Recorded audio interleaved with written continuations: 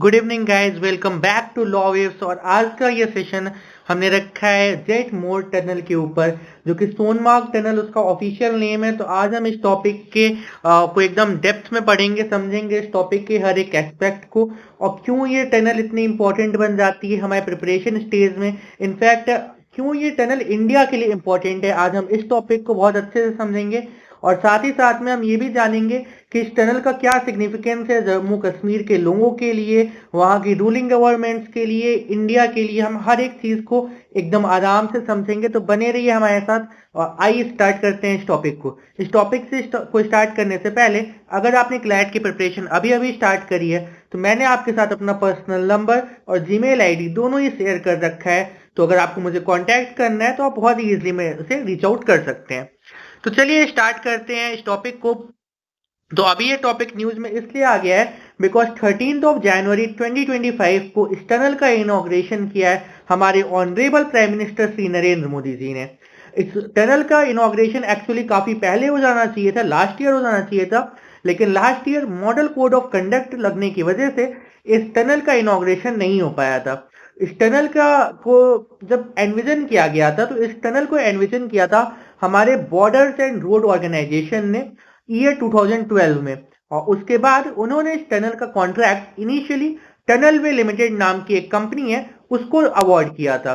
लेकिन उसके बाद में ये प्रोजेक्ट वो टनल वे लिमिटेड कंपनी पूरा नहीं कर पा रही थी, जिसके बाद की NHIDCL यानी कि national highways and infrastructure development corporation limited ने इस प्रोजेक्ट को ओवरटेक किया था। NHIDCL की जो फाउंडेशन है वो 2014 में हो रही है और ये प्रोजेक्ट की स्टार्टिंग 2015 में हो रही है। देन NHIDCL ने इस कॉन्ट्रैक्ट को अवार्ड किया था एप्को इंफ्राटेक ने। एप्को इंफ्राटेक ने उसके बाद इस प्रोजेक्ट को एक SPV क्रिएट किया था जिसका नाम था EPCO Shri Amarnath ji tunnel private limited. और इसके साथ में मिलकर के इन्होंने इस पूरे प्रोजेक्ट को बनाया है। तो अगर हमसे MCQ फॉर्म में, अगर हमारे पेपर में या फिर हमारे मॉक में ये क्वेश्चन आता है कि इस जो हमारी क्या कहते हैं टनल है जेड मोर टनल, उसको बनाया किसने है, तो उसको कंस्ट्रक्ट किसने किया है, तो हमें वहां पे मार्क करना है EPCO Shri Amarnath ji tunnel private limited. हमें बहुत ही ध्यान से स्टेटमेंट को पढ़ना पड़ेगा बिकॉज बहुत बार क्या होता है कि मॉक्स में एंड अपने एक्चुअल पेपर में भी स्टेटमेंट्स को थोड़ा सा ट्विस्ट कर देते हैं और उसका क्वेश्चन और आंसर दोनों ही बदल जाता है। हमसे क्वेश्चन ये भी पूछा जा सकता है कि इनिशियली ये कॉन्ट्रैक्ट किसको दिया गया था। तो ऐसे में हमें टनल वे प्राइवेट लिमिटेड को मार्क करना होगा। साथ ही साथ में एक क्वेश्चन और जो मुझे लगता है कि आगे आने वाले मॉक्स में, अगर ये टॉपिक आपके मॉक में आता है तो ऑफकोर्स ये क्वेश्चन आपसे पूछा जाएगा कि इस पूरे प्रोजेक्ट को ओवरसी कौन कर रहा था। तो उस केस में हमें NHIDCL मार्क कर देना है। ठीक है। अब इसके बाद हम थोड़ा सा इस नाम को भी देख लेते हैं, जेड मोर टनल। अगर इसको हम लोग प्रोनाउंसिएशन देखेंगे तो जेड मोर आएगा। और मोर जैसे कि हम जानते हैं कि एक हिंदी टर्म है, तो एक्चुअली जब हम इसको इंग्लिश में ट्रांसलेट करते हैं तो जेड टर्न आता है। अभी मेरे पास करेंटली यहाँ पे मैप अवेलेबल नहीं है, बट अगर हम उसका मैप देखते हैं तो जो रोड थी पहले सोनमर्ग से जाने वाली, ठीक है, जो कि सोनमर्ग को कनेक्ट कर रही थी, वो रोड जो थी वहां पर वो जेड शेप की ट्रेजेक्ट्री बनाती थी। और उसकी जगह पर जब एक टनल बनाया जा रहा है तो इसलिए उस टनल का नाम जेड जेड मोर या फिर जेड टर्न टनल रखा गया था। वो इसका एक ऑफिशियली नेम नहीं है, हमें ये बात ध्यान में रखना होगा। इस टनल का ऑफिशियल नेम सोनमार्ग टनल ही है। ठीक है। तो अब आगे चलते हैं हम लोग। इसका जो कंस्ट्रक्शन है वो ईयर 2015 में स्टार्ट हो रहा है।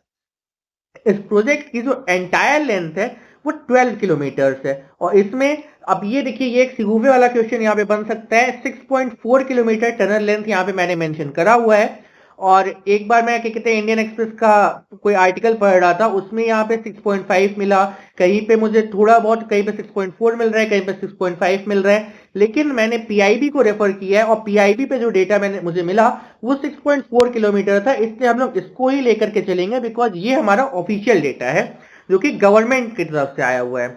इसके बाद हमें इस प्रोजेक्ट की जब हम एक्चुअल कॉस्ट देखते हैं तो ये 2700 करोड़ इस प्रोजेक्ट की ओवरऑल कॉस्ट आई 2015 से लेकर के 2025, मतलब अराउंड लगभग 10 साल लगे और उसमें 2700 करोड़ रुपीस इस प्रोजेक्ट के ऊपर हमने खर्च किए हैं। बात किया जाए एल्टीट्यूड के, ये भी एक सिगुफे वाला सवाल बन सकता है बिकॉज बहुत जगह मैंने पढ़ा 8500 फीट, लेकिन जो गवर्नमेंट सोर्सेस है उसमें 8650 फीट लिखा हुआ है। इसलिए हम लोग यही मान के चलेंगे कि ये जो प्रोजेक्ट है ये लोकेटेड है सी लेवल से 8650 फीट ऊपर। ठीक है, अब हम लोग आगे चलते हैं। तो जैसा कि मैंने आपको बताया, इस टनल का ऑफिशियल नेम सोनमार्ग टनल है और Z move because of Z shape trajectory. अब ये जो टनल है ये कनेक्ट किस किस जगह को करेगा, तो ये गगन गैर को सोनमार्ग से कनेक्ट करेगा। मेरी प्रोनाउंसिएशन गलत हो सकती है, बट जो मैंने फैक्ट्स लिखे हैं वो सही है। ठीक है, तो अब देखिए इसको कनेक्ट करने से क्या होगा कि जो गगन गैर जब सोनमार्ग से कनेक्ट हो जाएगा, सोनमार्ग जो है वो लद्दाख से बहुत पास में पड़ता है, और एक तरीके से जब ये पूरी कनेक्टिविटी बन जाएगी तो श्रीनगर से लद्दाख जाने का जो रास्ता है वो बहुत ही आसान हो जाएगा।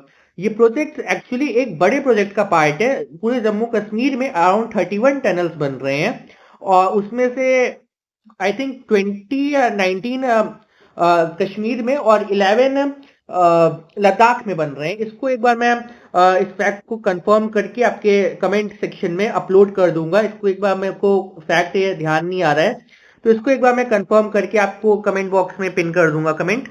ठीक है, तो अब इससे क्या होगा कि जब कनेक्टिविटी हमारी अच्छे से हो जाएगी तो फिर लद्दाख साइड में अगर हमारी कनेक्टिविटी हम उसको रीच आउट कर पाते हैं तो फिर हम दो और चैलेंजेस को यहाँ पे टैकल कर रहे होंगे। एक साइड जो हमारा चाइना का चैलेंज आ जाता है और दूसरे साइड जो हमारा पाकिस्तान का चैलेंज है। हमारा क्या होता है कि ठंडियों के टाइम पे सोनमार्ग देखिए, अच्छा ठीक है, पहले हम लोग इसका military point of view clear कर लेते हैं, देन हम इसके टूरिस्ट पॉइंट ऑफ व्यू पे आएंगे। तो वहां पे जाने का जो रास्ता है वो रोड्स ब्लॉक हो जाती हैं जनरली, और वहां पे जनरली एयरलिफ्ट करके चीजों को पहुंचाया जाता है, क्योंकि हमारे मिलिट्री पर्सनल्स वहां पे है। तो मिलिट्री पर्सनल्स को जो चीजें हमें अवेलेबल करानी होती है उसके लिए एयरक्राफ्ट लगते हैं, जिससे कि ऑफकोर्स हम सारे सामान वहां तक नहीं पहुंचा पाते थे। लेकिन अब इस टनल के बनने से, इनफैक्ट और भी जो टनल्स हैं उसके बनने से, जब कनेक्टिविटी अच्छी होगी तो हम उन जरूरी चीजों को वहां तक पहुंचा पाएंगे। तो एक पॉइंट तो हमारा ये हो गया। अब आ जाते हैं टूरिज्म के पॉइंट ऑफ व्यू पे। जो हमारा सोनमार्ग का एरिया है, सोनमार्ग हमारा एक टूरिस्ट टाउन है। तो जब यहाँ पे टूरिस्ट आते हैं तो टूरिस्ट राउंड द ईयर नहीं आ पाते हैं, बिकॉज विंटर मंथ्स में क्या होता है कि सोनमार्ग तक जाने का जो रास्ता है वो बहुत बार ब्लॉक हो जाता है। लेकिन अब इस टनल के बनने की वजह से वहां पर ईयर राउंड लोग जा सकेंगे। ठीक है, अब इसके बाद हम लोग आगे चलते हैं। तो देखिए जैसा कि मैंने बताया, पहले क्या होता था कि जब जेड शेप्ड रोड थी, तो ऑफ कोर्स अगर जेड शेप्ड रोड है उसकी जगह पर एक स्ट्रेट सा टनल बना दिया है, तो फिर जो हमारा शॉर्ट रास्ता होगा वो ऑफ कोर्स वो टनल ही होगा। ठीक है, तो इससे जो जहां पर घंटों लग जाया करते थे जिस रास्ते को कवर करने में, अब उसी रास्ते को हम केवल 15 से 25 मिनट के अंदर अंदर कवर कर पाएंगे।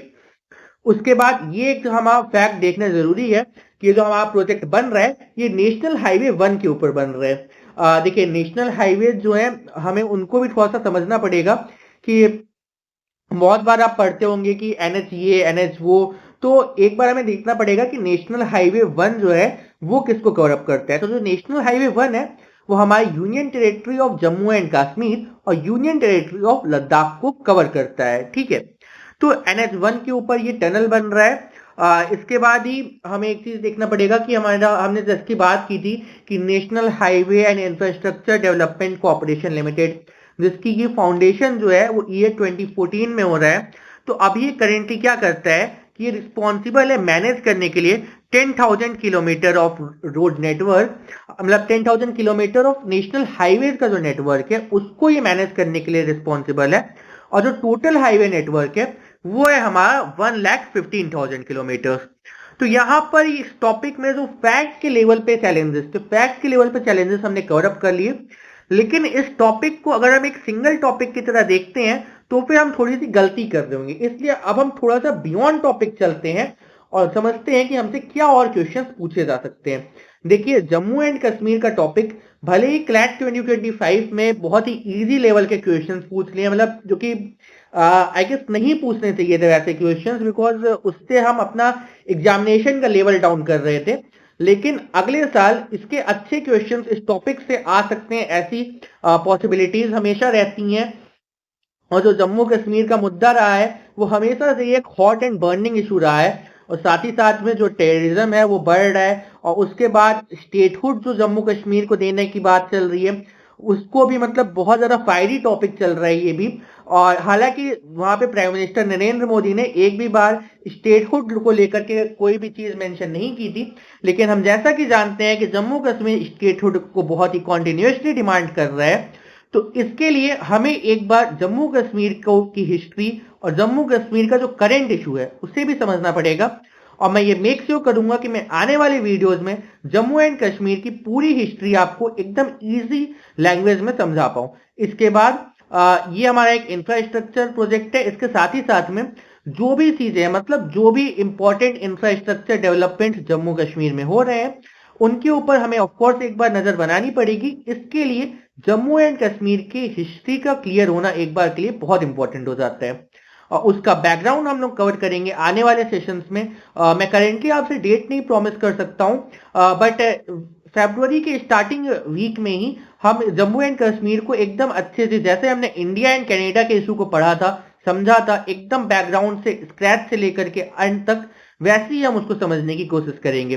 तब तक के लिए थैंक यू गाइज, और बाकी आप मेरे साथ कनेक्ट कर सकते हो अगर आपको प्रिपरेशन में कोई भी इशू आ रहा है तो।